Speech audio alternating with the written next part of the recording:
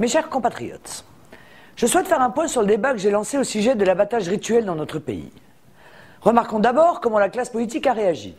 Comme d'habitude, lorsque je lance un débat sur les prières de rue, par exemple, ou sur le protectionnisme, la classe politique UMPS commence par tout nier en bloc, par rejeter ce qu'elle considère comme une vaine polémique et choisit l'insulte et l'esquive. Souvenez-vous, il y a quelques jours encore, le gouvernement, l'UMP, Nicolas Sarkozy lui-même, en visite à Rungis, nous disait que le problème halal n'existait pas, qu'il n'y avait strictement aucun problème. Puis, embarrassé par des réactions de Français et d'associations qui montrent que je touche un point sensible et important, affolé par des sondages aussi, qui prouvent que je réponds à une vraie préoccupation, le camp sarkozyste a complètement retourné sa veste en quelques heures dans un cynisme électoraliste incroyable. En quelques heures, pour des raisons purement électorales, ce qui n'était pas un problème devient une difficulté majeure, qu'il faudrait traiter d'urgence. Et même le principal problème des Français, selon Nicolas Sarkozy.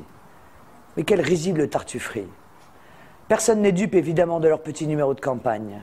Au contraire, le camp Sarkozy vient une nouvelle fois de se décrédibiliser complètement, en montrant qu'il est totalement déconnecté des aspirations du peuple français et qu'en toutes circonstances, il agit par opportunisme et avec la plus grande insincérité. Aujourd'hui, l'UMP apparaît complètement déchiré sur ce sujet. Les noms d'oiseaux commencent à fuser et le camp Sarkozy est à terre. Quant à la gauche, elle continue sans surprise de nier totalement le problème, perdu dans son angélisme habituel. Alors, quelles sont exactement mes demandes et mes propositions ? D'abord, je demande la transparence absolue sur les modes d'abattage actuellement pratiqués dans notre pays.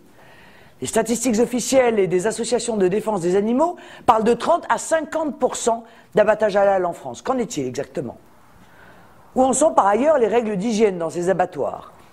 Et quels sont exactement les risques pour la santé de ceux qui consomment halal bien souvent sans le savoir ?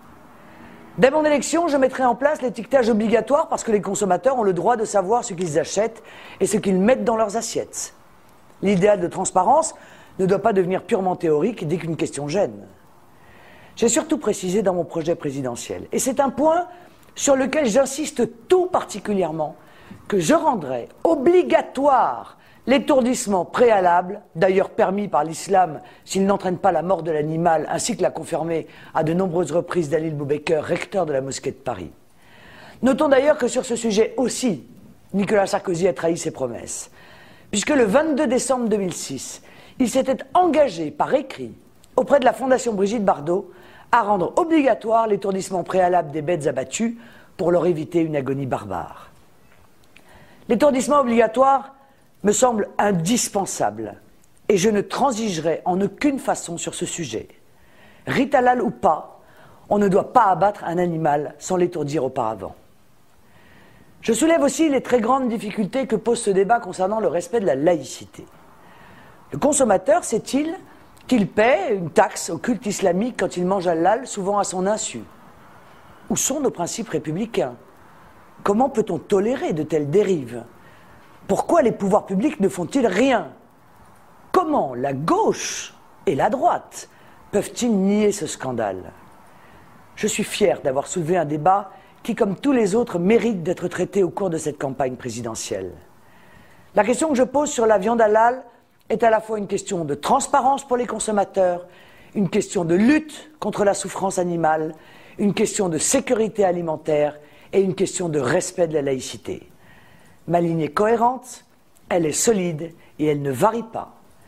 Face aux candidats qui jouent les girouettes électorales, face à moi, je vous appelle à exiger la sincérité en politique et l'action pour enfin changer les choses.